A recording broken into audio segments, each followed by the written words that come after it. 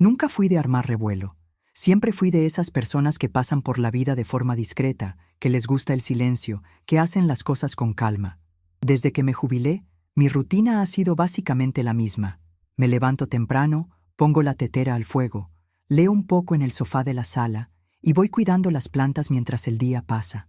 Después de que mi marido, Ernesto, partió, la casa se hizo demasiado grande. Mis hijos, Matías y Carolina, tienen sus vidas, sus compromisos, sus familias. No los culpo. Uno cría a los hijos para el mundo, ¿verdad? Solo que, con el tiempo, la ausencia se convierte en un ruido difícil de ignorar. Aún así, me acostumbré. Aprendí a encontrar belleza en las pequeñas cosas. Un rayo de sol entrando por la ventana, el olor del pan horneándose en la panadería de la esquina, el sonido de la radio antigua que todavía toca las canciones que Ernesto y yo bailábamos. Aquella mañana estaba lavando los platos del desayuno cuando sonó el teléfono fijo. Nadie llama ya a un teléfono fijo hoy en día, así que confieso que fui hacia el aparato con el corazón medio apretado, pensando que podía ser alguna mala noticia. Era un hombre, con voz seria, educada, diciendo que era abogado y necesitaba hablar conmigo sobre la señora Teresa Aguirre. En ese momento mi pecho se oprimió. Teresa fue mi amiga por más de 30 años, una mujer firme, brillante, a quien admiré profundamente. Yo la cuidé en los últimos meses de su vida, cuando el cáncer ya no dejaba espacio para esperanzas. Me quedé con ella hasta el final, sin esperar nada. Uno hace esas cosas por amor, por cariño, pero en aquella llamada, el abogado me dijo que Teresa me había dejado como única heredera de todo lo que poseía. Y cuando digo todo, no era poca cosa. Me quedé paralizada, con el paño de cocina escurriendo en la mano. Aquello era más que una sorpresa. Era una especie de abrazo venido del más allá. Tardé unos segundos en poder responder. Sentí un ligero mareo, como si el suelo hubiera girado un poco bajo mis pies. El abogado, muy amable, explicó todo con calma. Había una casa grande en el centro de la ciudad, valorada en algunos millones, cuentas bancarias con una buena cantidad guardada y una colección de libros raros que, según él, era de valor incalculable para coleccionistas. No sabía qué decir. La verdad es que nunca tuve mucho. Viví bien, pero siempre con sencillez. Y, de repente, me vi ante algo tan grande, tan fuera de mi realidad, que ni siquiera pude imaginar qué hacer. Lo primero que pensé fue en ella, en Teresa, en cómo, incluso enferma, ella prestaba atención a mis historias, a mis penas con mis hijos, a mis tardes solitarias. Ella veía valor en mí cuando ni yo misma lo veía. Aquella herencia no era solo dinero, era un gesto de amor, una despedida silenciosa con un «yo te veo».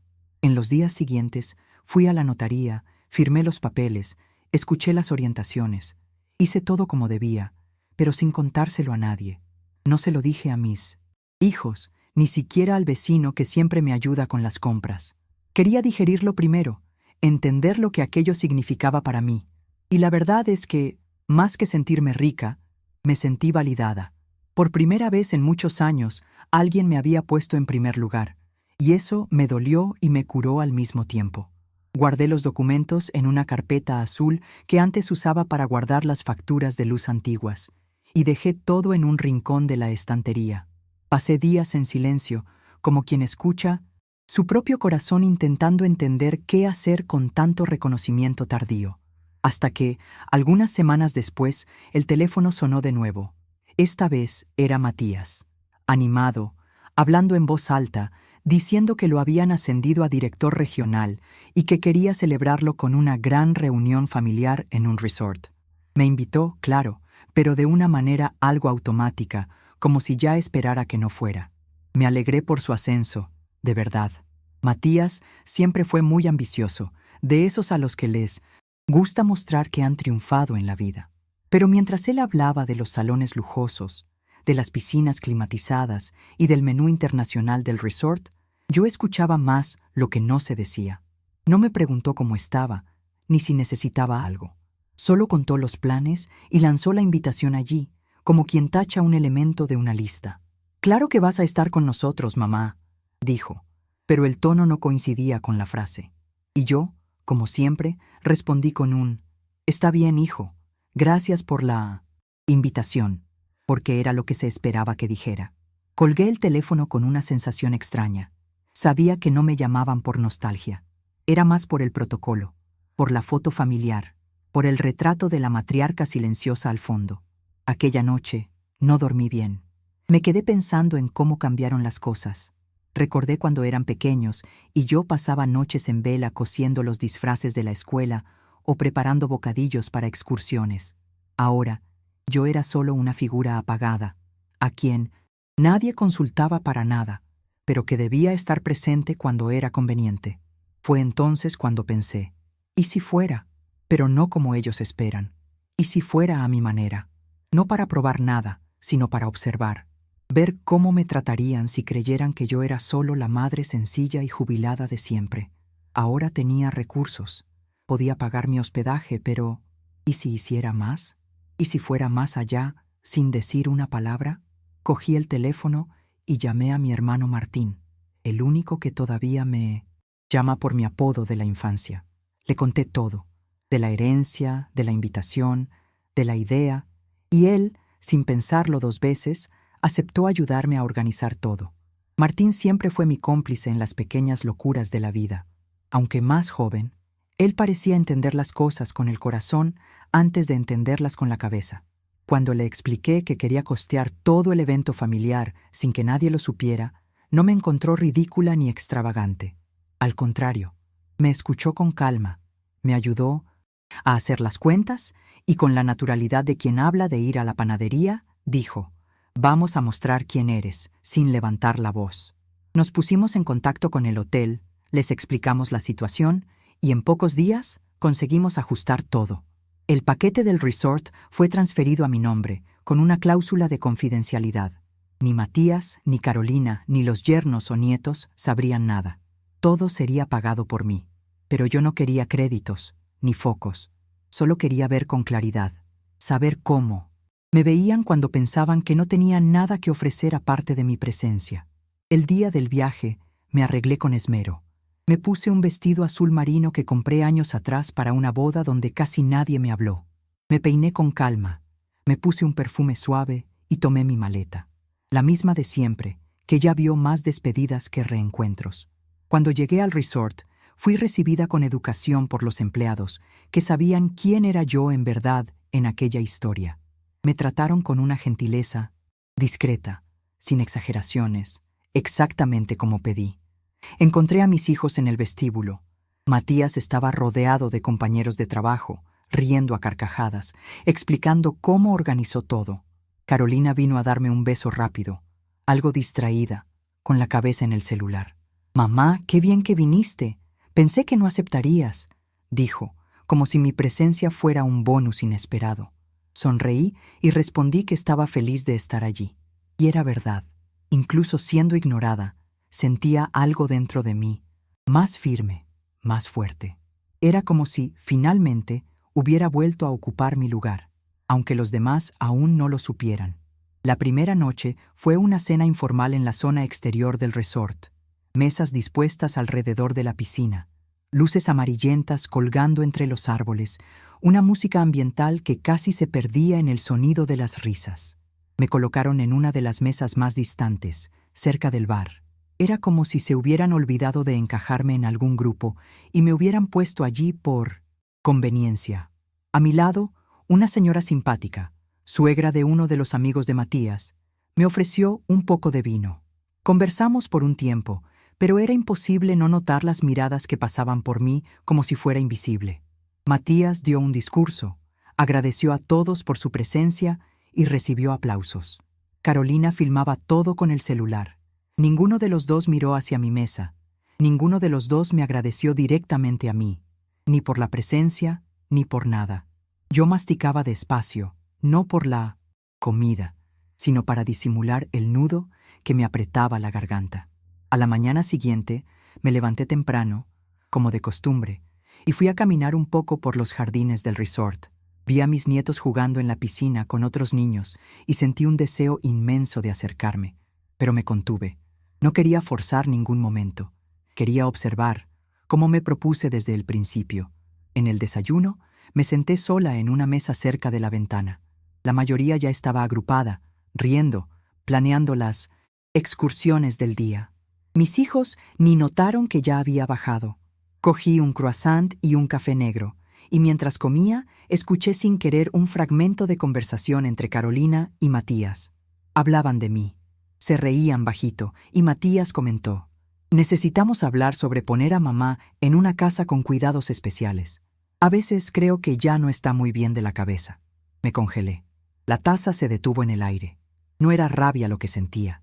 Era una mezcla de tristeza y constatación. Realmente ya no me veían como alguien íntegra. Me veían como una carga educada, tolerada por obligación. Volví al cuarto con aquel comentario resonando dentro de mi cabeza. Me senté en el borde de la cama, apoyé las manos en el regazo y me quedé allí, en silencio, mirando al suelo como si intentara encontrar alguna justificación que atenuara lo que había oído. Pero no la había. Era eso mismo. Yo era un estorbo, una pieza antigua en medio de una sala moderna. Ellos no sabían de la herencia, no sabían de mi decisión, no sabían de nada, y aún así me juzgaban incapaz, obsoleta. ¿Y sabes lo que dolió más? Es que por un segundo empecé a creer que quizás ellos tenían razón. Me cuestioné si realmente estaba lúcida, si aquella idea de financiar todo en secreto no era de hecho absurda. Pero entonces recordé a Teresa. Recordé el brillo en sus ojos cuando me decía, aún en el hospital, que yo era la única amiga verdadera que le quedaba. Recordé cómo confió en mí con los últimos resquicios de vida que tenía. Y eso me trajo de vuelta a mí. No, no estaba fuera de mí. Solo estaba viendo las cosas como realmente eran. Pasé el resto de aquel día casi en silencio. Participé en una caminata ligera con los otros invitados, fui a la sauna con algunas señoras y hasta entré en la piscina por unos minutos. Me esforcé por sonreír, por no parecer afectada. Quería que ellos vieran mi presencia sin ruidos, que se acordaran de mí de esa manera, tranquila, presente, pero atenta. Por la noche, volví a conversar con Martín por mensaje. Le dije que quería seguir con el plan que habíamos elaborado, pero hacer un pequeño ajuste. Quería que la revelación ocurriera en la última noche, durante la cena de gala. Pedí ayuda al hotel para alterar el itinerario de la ceremonia. Fueron solícitos y accedieron a reorganizar discretamente todo. Se haría con elegancia, sin alardes, pero lo suficiente para que nadie allí pudiera seguir ignorando quién era yo en verdad. Respiré hondo después de confirmar todo, no por miedo a lo que vendría, sino por alivio. Por primera vez en mucho tiempo, sabía exactamente lo que estaba haciendo. ¿Y por qué? La última noche llegó más rápido de lo que esperaba. El salón fue decorado con flores claras, mesas redondas bien puestas, cubiertos brillantes bajo los enormes candelabros. Todos estaban bien vestidos, animados, sacándose fotos frente al panel con el logo de la empresa de Matías. Yo entré discretamente, con un vestido vino sencillo, pero elegante, el mismo que usé en el 60, cumpleaños de Ernesto. Me senté en una de las mesas más al fondo, como en los otros días. Nadie me notó. La cena continuó con platos refinados y discursos ensayados. Matías habló otra vez. Agradeció a sus compañeros de trabajo, a la familia, e hizo hincapié en que aquel encuentro era una forma de celebrar no solo el ascenso, sino los nuevos tiempos de nuestra familia. Cuando terminó, todos aplaudieron de pie. Yo también aplaudí, con calma, mientras mi corazón se aceleraba. Fue entonces cuando el gerente del hotel se acercó al escenario con un papel en las manos. Todos miraron con curiosidad. Él agradeció la presencia de todos y explicó que, antes de terminar la noche, había un comunicado especial que necesitaba hacerse. La sala fue silenciándose poco a poco. Este evento no habría sido posible sin la contribución generosa y anónima de una persona muy especial, comenzó. Y entonces supe que era el momento. Algunos invitados murmuraron, mirándose unos a otros, confundidos. El gerente. Entonces sonrió y completó. La señora Elvira Morales costeó íntegramente este encuentro, con discreción, con cariño y con un deseo sincero de reunir a su familia. El silencio que vino después fue casi palpable. Parecía que el aire se había vuelto más denso. Vi a Matías girar lentamente el rostro en mi dirección. Carolina se cubrió la boca con la mano, como si se hubiera asustado, y yo seguí sentada, respirando hondo, sintiendo un calor subir por el pecho. No era orgullo, era dignidad. El gerente entonces me llamó para decir algunas palabras, si quería. Dudé por un segundo, pero me levanté. Las piernas me temblaban un poco, pero la cabeza estaba firme. Caminé hasta el micrófono en silencio, con pasos tranquilos, escuchando el sonido de los cubiertos siendo colocados sobre los platos y algunas sillas siendo ajustadas. Cuando llegué allí al frente, los miré a todos, pero mis ojos se detuvieron en Matías y Carolina. Los dos parecían perdidos, como si estuvieran intentando entender una obra que comenzaron a ver desde la mitad. Respiré hondo y hablé a mi manera, sin papel, sin nada ensayado.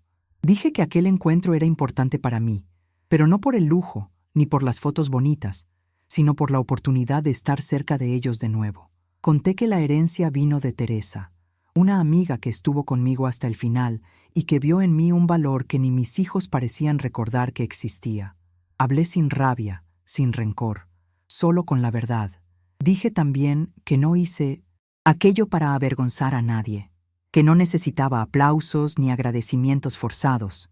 Solo quería mostrar que todavía estaba allí, que todavía pensaba en ellos, que todavía los amaba a todos, incluso cuando me dejaban sola. Cuando terminé, agradecí y volví a mi lugar.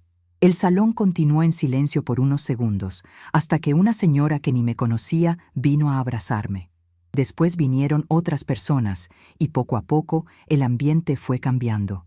Matías vino al último, los ojos llenos de agua, el rostro sin palabras. Me abrazó fuerte y se quedó allí, sin decir nada. Yo no dije nada tampoco. A veces, el silencio es suficiente cuando el peso de la verdad ya ha sido expuesto. Carolina vino después, llamándome mamá, con un tono que no oía desde hacía mucho tiempo.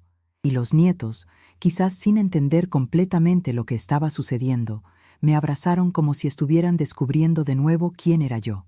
Aquella noche volví al cuarto con el corazón ligero, no porque hubiera probado algo a alguien, sino porque, por primera vez en muchos años, fui escuchada, vista, respetada. No necesité levantar la voz ni exigir reconocimiento. Solo necesité mostrar quién era yo en verdad, con la fuerza de quien ha vivido mucho y aprendió a hablar con gestos. Dormí como no dormía hacía tiempo, con la sensación de misión cumplida. Al día siguiente, durante el desayuno, las miradas eran otras. Me llamaron para sentarme en la mesa principal, me preguntaron de mi vida, de mis recuerdos con Teresa, de mis historias como profesora. Fui contando con calma, sonriendo por dentro, pero consciente de que aquel momento no vino del azar. Vino de una elección, mía. 3 semanas después, recibí a todos en mi apartamento.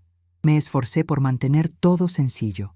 Cociné una lasaña a mi manera, preparé un jugo de piña con menta y arreglé la mesa con el mantel florido que le gustaba a Ernesto.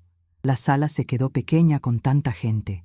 Los nietos corriendo, Carolina ayudando en la cocina, Matías lavando los platos, cosas que yo nunca imaginé volver a ver.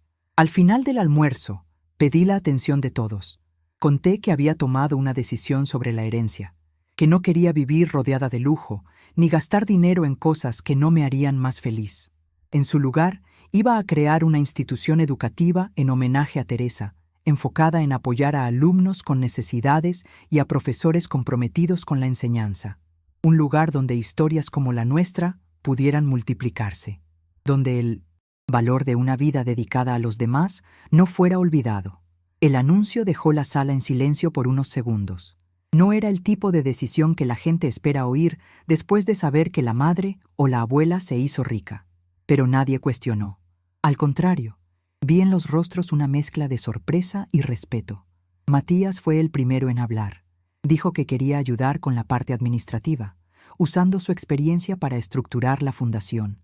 Carolina se ofreció para crear la identidad visual y movilizar a sus colegas que trabajaban con eventos y marketing para buscar alianzas.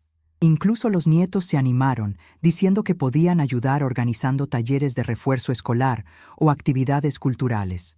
Por primera vez en mucho tiempo, me sentí rodeada, no de obligaciones, sino de presencia real, de participación sincera. Los días siguientes estuvieron llenos de reuniones sencillas, conversaciones en mi sala, anotaciones en cuadernos antiguos y visitas a posibles terrenos para la sede de la fundación. Martín también participó en todo. Él decía que nunca me había visto tan viva, y yo le creía, porque era eso mismo. Yo estaba viva, no solo existiendo entre cuatro paredes y esperando una llamada que rara vez venía, sino actuando, decidiendo, tocando la vida de otras personas de forma concreta. A veces me encontraba llorando sola, no de tristeza, sino de una alegría extraña, aquella que mezcla nostalgia con gratitud. Pensaba en Teresa y deseaba que ella pudiera ver aquello, y, de cierto modo, sentía que sí lo veía, que ella estaba allí conmigo, en cada elección, en cada página de aquel nuevo capítulo. Claro que no todo fue perfecto. Hubo gente que criticó, que pensó que debería haber guardado el dinero para mis nietos, que debería haber invertido para dejar una herencia tradicional. Oí de lejos comentarios sobre que yo estaba demasiado vieja para administrar un proyecto así, pero nada de eso me afectó, porque por primera vez yo sabía lo que estaba haciendo y por qué. No se trataba de dejar algo físico, sino de dejar un valor, un recuerdo vivo, un puente entre el pasado que viví con dignidad y el futuro que aún podía ayudar a construir. Y mis hijos, incluso con sus defectos, lo entendieron. Me veían ahora con otros ojos. El distanciamiento que antes era rutinario fue convirtiéndose en presencia. No es que se volvieran hijos perfectos de la noche a la mañana. Eso no existe. Pero empezaron a escucharme, a preguntarme cosas, a incluirme. Una tarde, mientras organizábamos papeles de la fundación, Matías me trajo un sobre. Era una carta escrita por él. Decía que nunca imaginó cuánto se había distanciado de mí, cuánto me había puesto en un rincón sin darse cuenta. Confesaba que, en el fondo, creía que ya no tenía mucho que ofrecer aparte de los recuerdos, y que se sorprendió al descubrir cuánto aún había en mí. Fuerza, sabiduría, coraje. Leí con calma y lloré, no por tristeza, sino porque sentí que finalmente algo se alineó entre nosotros. Me pidió disculpas, no solo con palabras, sino con actitud.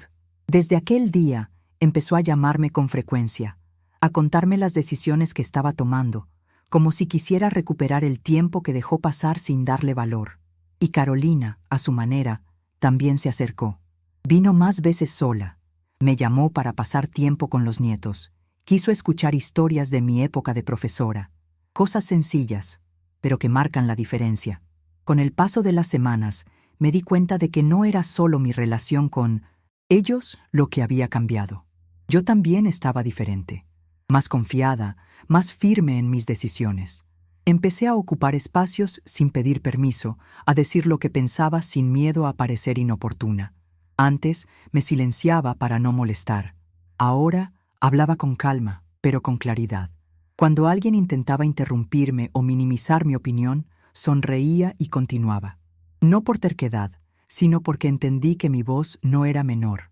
No era menos relevante solo porque venía de una señora de 68 años. Y esa postura nueva hizo que incluso los que no me conocían empezaran a respetarme de otra manera. Empecé a ser invitada a encuentros, eventos del barrio, círculos de conversación con otros jubilados que también querían sentirse útiles de nuevo. Hubo un sábado en especial que me marcó. Organizamos una pequeña feria en la plaza cerca de casa para difundir la fundación y recaudar donaciones de libros. Preparé una mesa con algunos de los ejemplares de Teresa, títulos raros, de tapa dura, que ella trataba como joyas. Cuando expliqué la historia detrás de cada libro, la gente se emocionaba. Algunas lloraban, otras decían que les hubiera gustado conocer a una mujer así. Y yo respondía, ella vive un poco en cada uno de nosotros ahora. Al final del día, habíamos recaudado cajas y más cajas de libros, además de cuadernos, material escolar y promesas de asociaciones con escuelas públicas. Volví a casa con las piernas cansadas, pero el corazón de fiesta. Llamé a Martín y le dije, si muriera, hoy moriría en paz. Él se rió y dijo, ni pienses en eso. La fundación ni siquiera ha inaugurado todavía.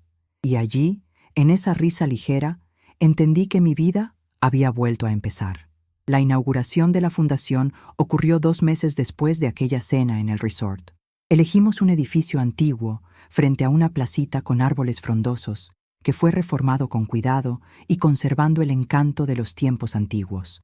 En la entrada colocamos una placa sencilla, pero simbólica. Fundación Teresa Aguirre. Educación, memoria y futuro. Era una ceremonia modesta, pero llena de significado. Vinieron profesores, vecinos, antiguos alumnos míos, gente que no veía desde hacía décadas. Todos querían participar, saber más, contribuir. Mis hijos también estaban allí, esta vez no por obligación, sino con brillo en los ojos. Matías trajo a sus compañeros de trabajo.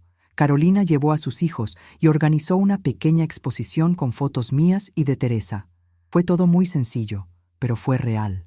Yo no cabía en mí de tanta emoción. Durante mi discurso intenté ser breve, pero el corazón hablaba más fuerte. Dije que aquella fundación no era solo sobre caridad ni sobre legado material. Era sobre dignidad, sobre recordar que nadie se vuelve invisible solo porque ha envejecido. Hablé de Teresa, de nuestra amistad, de cuánto me enseñó hasta el final, y hablé también de lo difícil que fue darme cuenta de que mi propia familia me había dejado de lado sin percibirlo. Conté esto sin rencor, pero, con verdad, dije que el amor necesita ser alimentado con presencia, con escucha, con respeto. Al final, miré a mis hijos y vi en sus ojos algo diferente. No era solo arrepentimiento, era admiración, por la mujer que siempre fui, incluso cuando ellos no la veían, por la valentía de levantarme sin gritar, por la elección de transformar la amargura en acción. Después de la ceremonia, me quedé sentada un rato en el banco de la placita frente a la fundación, observando a la gente irse poco a poco, sonriendo, conversando, llevando libros en las manos. Me sentí parte de algo mayor, y esta vez, no como espectadora. Era como si todas las partes de mi vida, los años de aula, los silencios dentro de casa, los cafés solitarios, los cuadernos garabateados, se hubieran unido en una sola pieza. Martín vino a sentarse a mi lado con 2 vasos de jugo de naranja y dijo, «Sabes que ahora te has vuelto un referente para mucha gente, ¿verdad?» Me reí, un poco incómoda, pero en el fondo sabía que tenía razón. Por primera vez, mi historia estaba sirviendo para algo más allá del recuerdo. Estaba generando movimiento, tocando vidas. En los días siguientes, recibí decenas de mensajes, visitas inesperadas, cartas escritas a mano, gente agradeciendo, ofreciéndose como voluntarios, diciendo que se sintieron inspiradas. Una joven de 20 y tantos me escribió contándome que dejó la carrera de Derecho para dedicarse a la pedagogía después de escuchar mi charla. Un señor jubilado del interior me envió una donación de cuadernos junto con una carta contándome que se sentía inútil hasta ver mi ejemplo. Leía todo con calma, guardando cada papel con cuidado en una carpeta nueva que compré solo para eso. A veces, sentada en el sofá de la sala, pasaba los ojos por aquellas palabras y pensaba, Teresa, mira lo que empezaste, porque de ella partió todo, del amor silencioso de una amiga y de un gesto que nadie esperaba. Un día, mientras organizaba los materiales de la fundación con Carolina, ella se detuvo de repente, sosteniendo una de mis fotos antiguas con Teresa. Se quedó mirando por unos segundos y dijo, «Mamá, me hubiera gustado haberte visto antes». Aquello me desarmó por dentro. Ella nunca había hablado de esa manera. Siempre fue práctica, ocupada, algo distante. Pero en ese momento había verdad en su mirada. Yo solo le respondí con un abrazo, porque a veces no hay más que decir. El tiempo que perdimos no vuelve, pero puede ser reconstruido de una manera diferente. Desde entonces, ella empezó a buscarme más. Trae a los nietos con frecuencia, me manda mensajes, me pide opinión sobre cosas del trabajo. Parece poco, pero para quien ya se acostumbró al silencio, es como si el mundo hubiera vuelto a girar al ritmo correcto. Matías también cambió. De vez en cuando aparece de sorpresa, solo para tomar un café y conversar. A veces ni siquiera tiene un tema definido, pero se sienta, escucha, cuenta sobre el trabajo, sobre sus hijos. Y cada vez que se va, me da un beso en la frente. Eso no lo hacía desde que era adolescente. No espero que seamos una familia de anuncio de margarina. No lo somos, pero somos una familia viva, que aún tiene la oportunidad de arreglarse. Y eso ya es más de lo que esperaba. Sigo cuidando de la fundación, yendo allí casi todos los días, hablando con profesores, ayudando en los cursos, escuchando historias. Me siento útil, me siento completa. Es curioso cómo la vida da un giro cuando menos lo esperamos, y cómo a veces basta una actitud silenciosa para que todo empiece a tener sentido de nuevo. Otro día, una alumna del curso de refuerzo se me acercó al final de la clase y me dijo: «Doña Elvira, cuando sea grande, quiero ser como usted». Me quedé sin saber qué responder.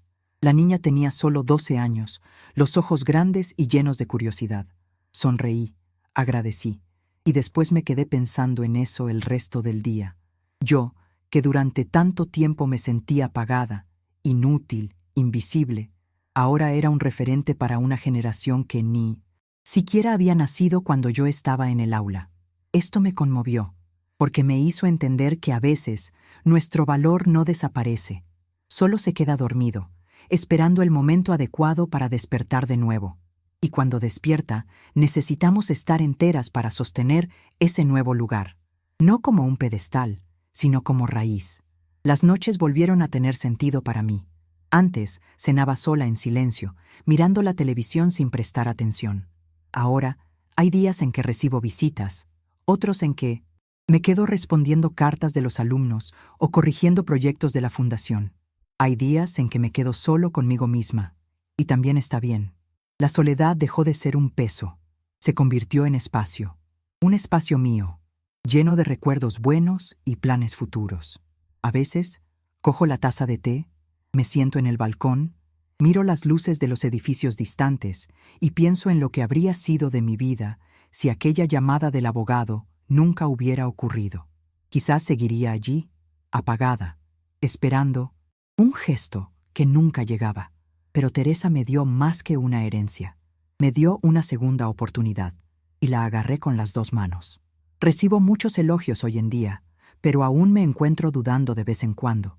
No porque crea que no los merezco, sino porque pasé tanto tiempo creyendo que mi papel en la vida de los demás había expirado, que revertir esa creencia no es automático. Es un ejercicio, un reaprendizaje. A veces escucho un elogio y pienso: ¿serán sinceros?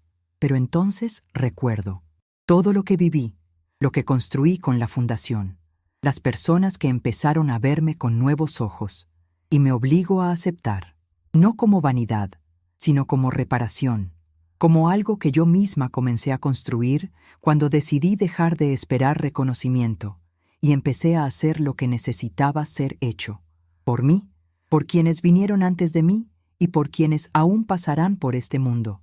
Otro día, organicé una ronda de conversación con profesoras jubiladas como yo. Fue emocionante. Cada una llevaba una historia parecida. Años de dedicación, noches sin dormir, salarios bajos y después de la jubilación, el olvido. Sentimos juntas el peso de haber sido útiles y luego descartadas. Pero aquella tarde, sentadas en círculo, intercambiando recuerdos y riendo de situaciones que solo quienes dieron clase entienden, sentimos también que aún había mucho por delante.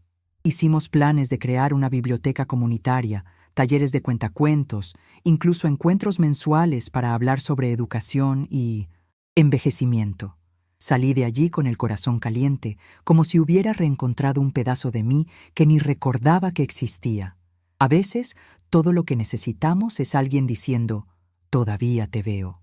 Uno de los momentos más simbólicos para mí fue cuando recibí una invitación para regresar a la escuela donde di clases por casi 20 años.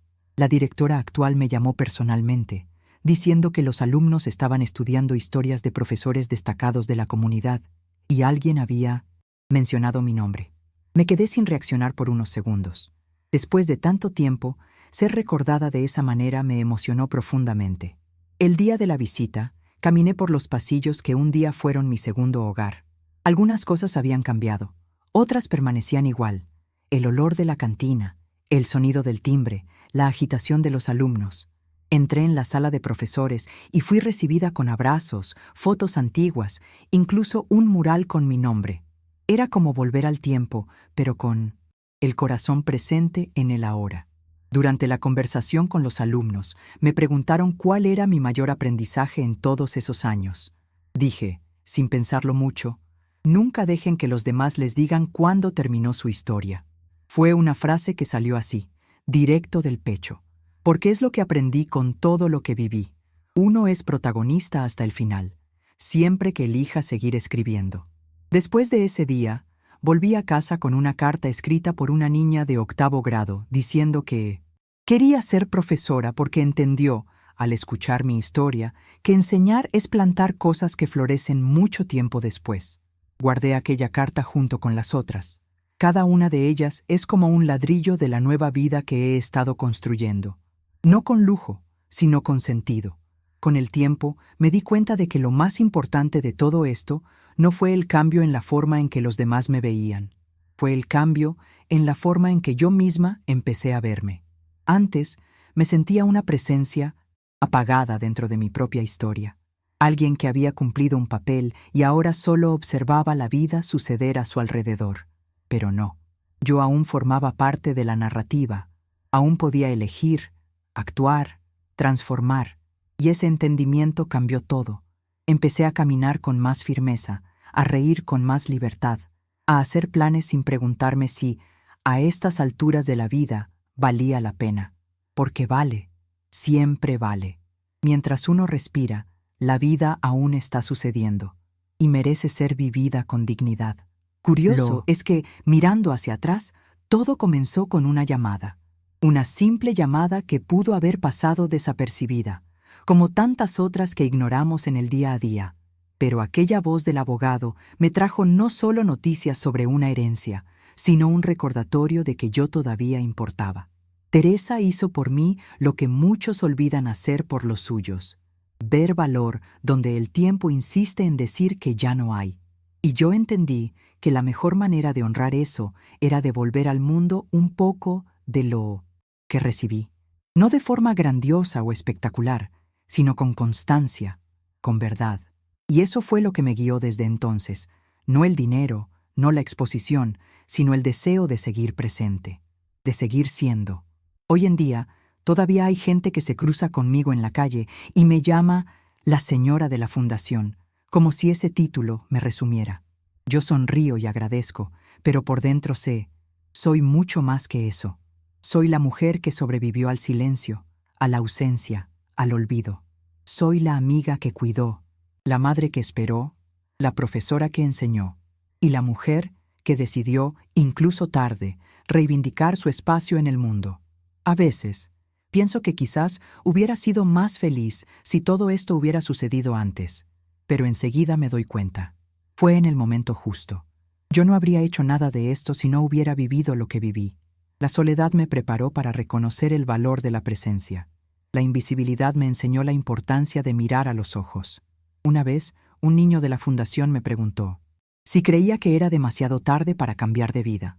Tenía 13 años, hablaba poco, vivía con sus abuelos y cargaba sobre sus hombros un mundo de tristeza. Lo miré fijamente y respondí: no es tarde ni para ti ni para mí. Él sonrió algo cohibido, pero vi un brillo diferente en su mirada. Y fue entonces cuando me di cuenta de la magnitud de todo aquello, el impacto, el cambio que comienza pequeño, pero que se va extendiendo como una raíz en tierra fértil. Todo lo que planté aquel fin de 1911, semana en el resort, incluso sin intención de causar un revuelo, germinó. Y no solo en mi familia, germinó en mí, y ahora germina en tantos otros. Quizás sea ese el verdadero sentido de todo: dejar que lo que te hirió se convierta en un puente para curar a los demás. Todavía conservo conmigo aquel vestido vino que usé en la cena de gala. He pensado en donarlo, pero cada vez que lo toco, recuerdo la sensación de levantarme de aquella silla y caminar hasta el micrófono. Recuerdo el silencio de la sala, los rostros girando en mi dirección, el momento en que mi voz, la misma voz tantas veces ignorada, fue escuchada con atención.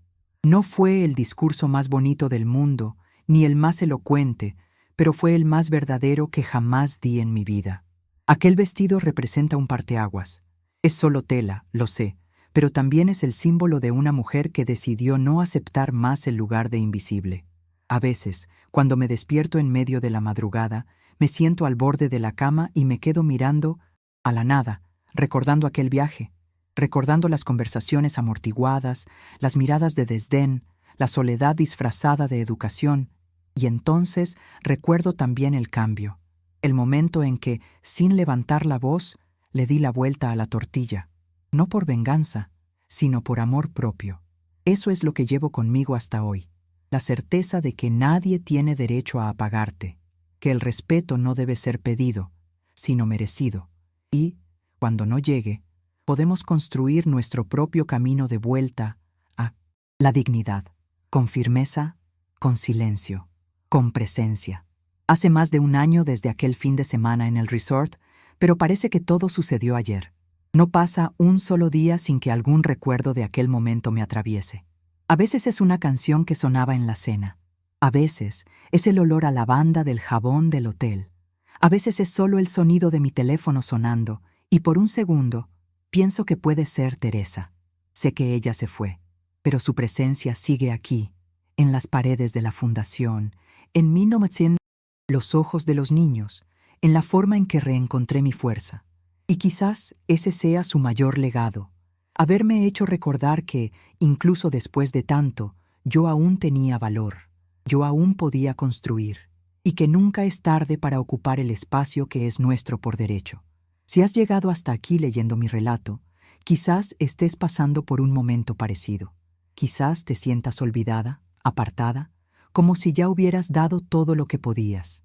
Pero te digo, aún hay mucho dentro de ti que el mundo necesita ver. No esperes a los demás. No esperes permiso. A veces, el amor que necesitamos comienza por nosotros mismos. Y cuando uno se levanta, incluso en silencio, el mundo lo siente. Mi historia no termina con aplausos ni con reconciliaciones perfectas. Termina con algo mucho más importante, yo viéndome de nuevo.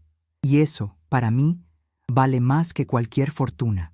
Hoy, mi casa sigue sencilla, igual que siempre. No compré nada extravagante, no hice grandes reformas, pero hay una diferencia. Ahora está llena, llena de voces, de olores, de vida. A los nietos les encanta venir aquí porque dicen que mi comida sabe a verdad. Carolina a veces se tumba en el sofá y se duerme mientras conversamos, como cuando era niña. Matías me pide consejos, y aunque él sigue teniendo ese aire demasiado práctico, aprendió a escuchar. No somos una familia perfecta. Todavía tenemos desencuentros, retrasos, silencios, pero ahora somos una familia que se mira, que se respeta. Y todo esto empezó porque un día decidí no aceptar el silencio como destino. Nunca imaginé que la parte más fuerte de mi vida comenzaría después de los 68, pero fue exactamente eso lo que pasó. Hoy me miro al espejo y veo a alguien que no se rindió, incluso cuando los demás casi lo hicieron por ella. Teresa me dio un regalo que va más allá de lo que el dinero puede comprar. Me devolvió a mí misma. Y si hay una cosa que aprendí con todo esto, es que la dignidad no necesita gritos, necesita coraje, elección, presencia. Y sobre todo, no dejar que nadie borre lo que construimos con tanto amor. Esta es mi historia.